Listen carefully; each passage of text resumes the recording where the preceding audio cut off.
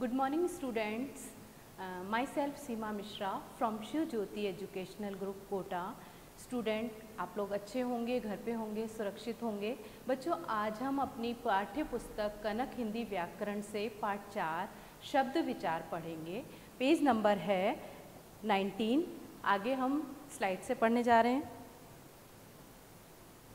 कनक हिंदी व्याकरण एवं रचना पाठ 4 शब्द विचार। शब्द विचार। शब्द की परिभाषा वर्णों या अक्षरों से बना ऐसा स्वतंत्र समूह जिसका कोई अर्थ हो, अर्थात वर्ण वो होते हैं जो हमने पहले भी पढ़ रखा है, जो टुकड़ों में होते हैं, यानी कि वर्ण जब टुकड़ों में होते हैं तो वर्ण होते हैं, आपस में मिलते ही वो क्या बन जाते हैं, शब्द या अक्षर बन जाते हैं। उनका स्वतंत्र यानी कि जो स्वतंत्र होते हैं वो आपस में मिलने पर एक समूह का रूप लेते हैं, ग्रुप बनाते हैं, जिसका कोई ना कोई अर्थ हो, वह समूह शब्द कहलाता है। और वह जो समूह बनता है वह शब्द कहलाता है। जैसे लड़का, लड़की। अगर हम देखें कि अगर इनको वर्णों में हम डिवाइड करते हैं, बांटते हैं, तो ल अलग हो गया, ड़ अलग हो गया, का अलग हो गया, और ये क्या है, वर्ण है। आपस में मिलते ही क्या बन गए, ये शब्द बन गए। शब्दों का वर्गीकरण। अब शब्दों को भी अलग अलग भाग में बांटा गया है। अर्थ के आधार पर, बनावट या रचना के आधार पर, प्रयोग के आधार पर, उत्पत्ति के आधार पर। ये 4 भागों में बटे हुए हैं। सबसे पहले हम लेंगे अर्थ के आधार पर शब्द के भेद। अब अर्थ के आधार पर शब्द के 2 भेद होते हैं, सार्थक शब्द, निरर्थक शब्द।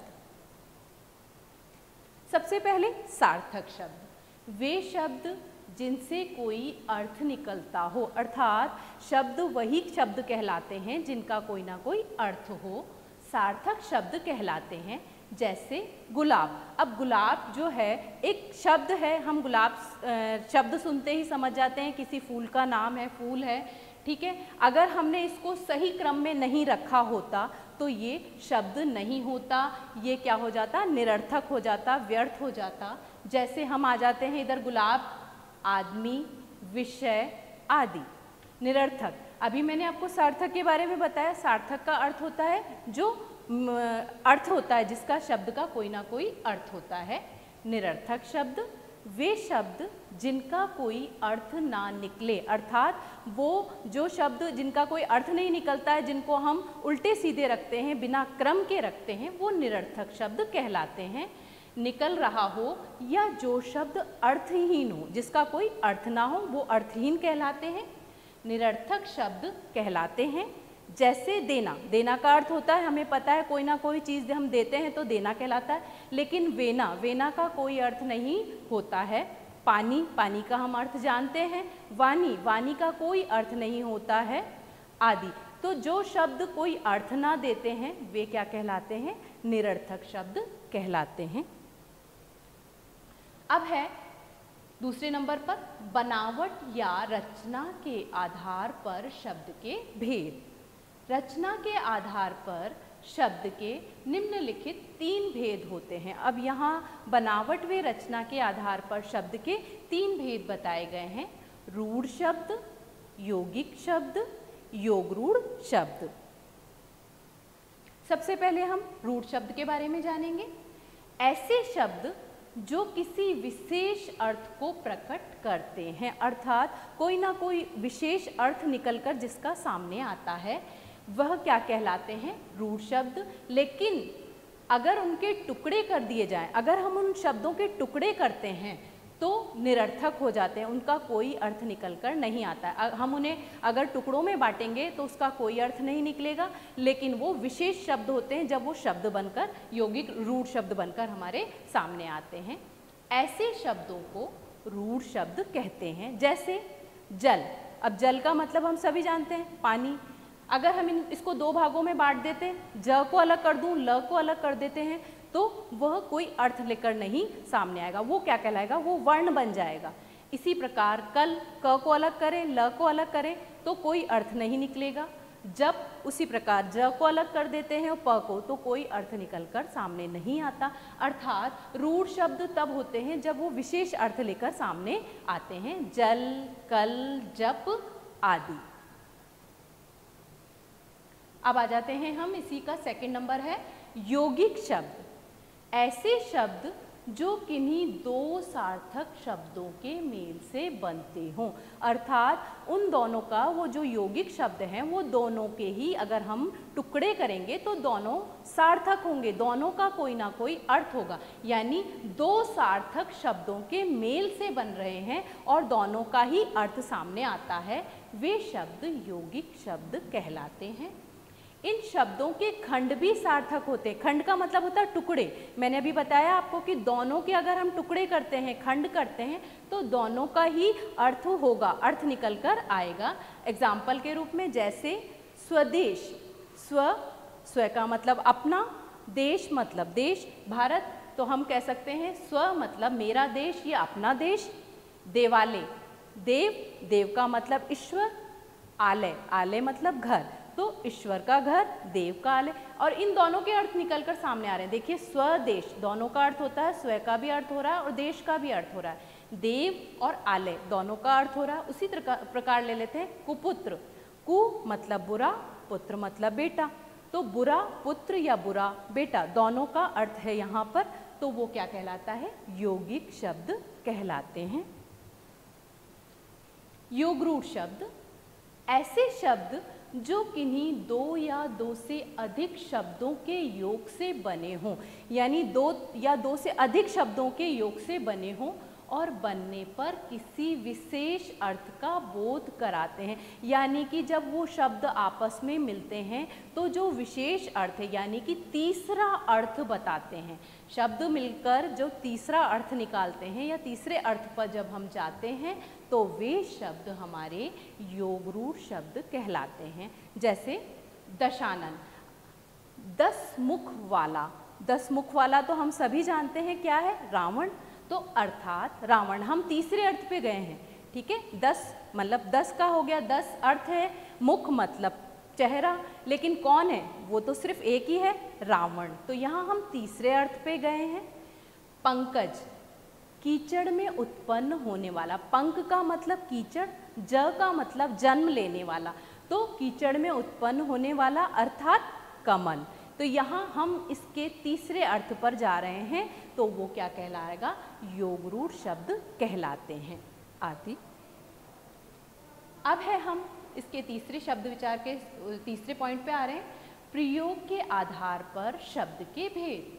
प्रयोग के आधार पर शब्द के दो भेद होते हैं। पहले हैं विकारी शब्द, दूसरा अविकारी शब्द। अब सबसे पहले हम विकारी शब्द के बारे में जानेंगे।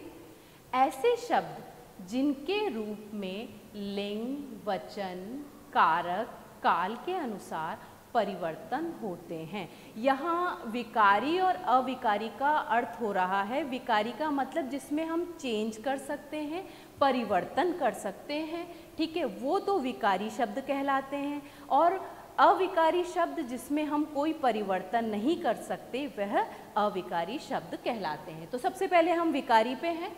वे शब्द विकारी शब्द कहलाते हैं जो जिनमें हम चेंज मतलब परिवर्तन करते हैं। ये संख्या में 4 हैं। अब किस तरीके से करते हैं, देखिए, संज्ञा में परिवर्तन, सर्वनाम, विशेषण और क्रिया, इसमें हम लिंग, वचन और कारक, काल के अनुसार परिवर्तन करते हैं। कैसे, देखिए, लिंग, अगर हमने लिंग में लिया बच्चा पढ़ता है, तो ये लिंग परिवर्तन हो रहा है, बच्ची पढ़ती है, यानी यहाँ पुल्लिंग है तो यहाँ स्त्रीलिंग, ठीक है।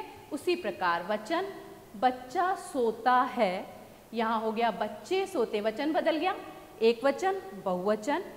कारक, बच्चा सोता है, बच्चे को सोने दो, यहाँ कारक चिन्ह बदल गया है, कारक चिन्ह आ गया है। जैसा कि आप ऊपर दिए गए उदाहरणों में देख सकते हैं, बच्चा शब्द है, ये लिंग, वचन एवं कारक के अनुसार परिवर्तित हो रहा है, मतलब परिवर्तन आ रहा है इनमें, हम इनको बदल सकते हैं, अतः ये विकारी शब्दों के अंतर्गत आएगा। अब आ जाते हैं अविकारी। विकारी का अर्थ मैंने बताया और अविकारी का अर्थ भी बता दिया, यानी यहाँ हम परिवर्तन नहीं करते हैं।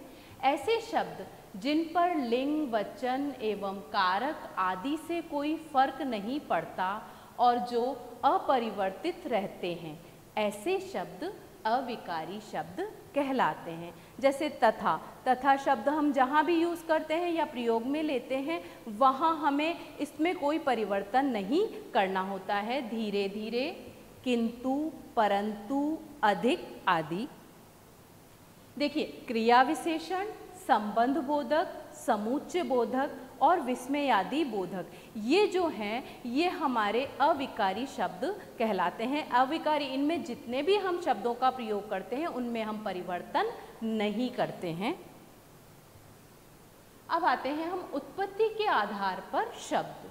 उत्पत्ति के आधार पर शब्द के 4 भेद होते हैं। अब यहाँ उत्पत्ति के आधार पर भी शब्द के 4 भेद दिए गए हैं। देखिए, तत्सम शब्द, तद्भव शब्द, देशज शब्द, विदेशी शब्द।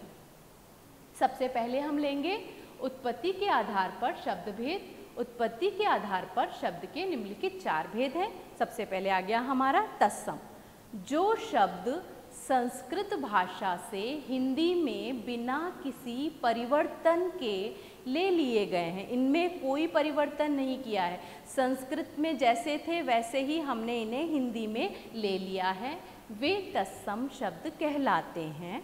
जैसे अग्नि, क्षेत्र, वायु, रात्रि, सूर्य आदि।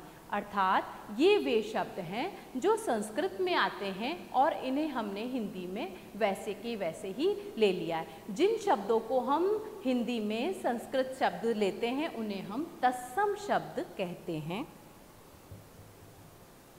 तद्भव शब्द, जो शब्द रूप बदलने के बाद संस्कृत से हिंदी में आए। अभी हमने क्या लिया था, हमने संस्कृत से हिंदी में लिया लेकिन रूप नहीं परिवर्तित हुआ। यहाँ तद्भव में देखिए, वे तद्भव कहलाते हैं जिनका रूप हम बदल देते हैं, परिवर्तित हो जाता है। जैसे आग, आग संस्कृत में क्या है, अग्नि। खेत, क्षेत्र संस्कृत में, हिंदी में ये तद्भव में ये खेत हो गया। रात, रात्रि, सूरज, सूर्य, ये क्या कहलाएंगे, ये तद्भव शब्द कहलाएंगे जो संस्कृत से हिंदी में आए और इन्हें हमने परिवर्तित कर दिया। अब आ जाते हैं हम देशज शब्द।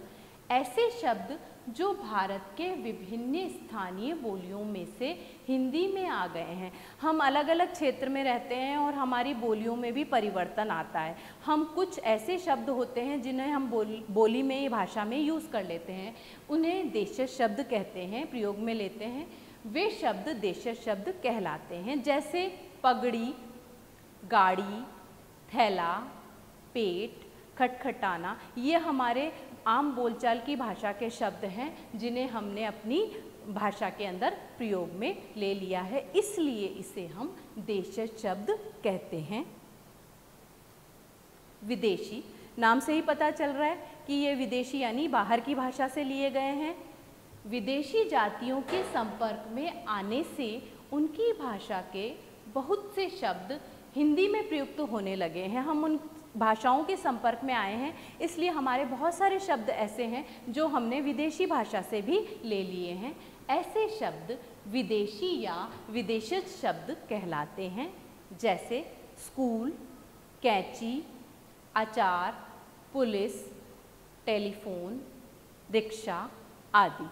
ये कौन से शब्द हैं, ये विदेशी शब्द हैं और इन्हें भी हम अपनी हिंदी भाषा में प्रयोग में लेते हैं। बच्चों, बुक का प्रश्न नंबर 5 इसको हम हल करते हैं। इसमें कुछ मैं आपको बताऊंगी, बाकी के आपको यहाँ दे रखे हैं शब्द, आपको छांट के तत्सम, तद्भव, देशज और विदेशी शब्द लिखने हैं। दिए गए शब्दों से तत्सम, तद्भव, देशज और विदेशी शब्द अलग करके लिखिए। ये जितने भी शब्द हैं इसमें आपको सारणी बनी हुई है, सारणी के अनुसार आपको लिखना है। जैसे सूर्य तत्सम, घर तद्भव, थैला देशज। अब ले लेते हैं हम विदेशी में सूटकेस, विदेशी। इस तरीके से यहाँ शब्द दिए हैं, आपको ये शब्द इस सारणी में लिखना है, स्वयं करना है। आशा है स्टूडेंट आप सबको ये चैप्टर बहुत अच्छे से समझ में आया होगा। जो भी डाउट्स हैं वो डाउट क्लास में पूछ सकते हैं।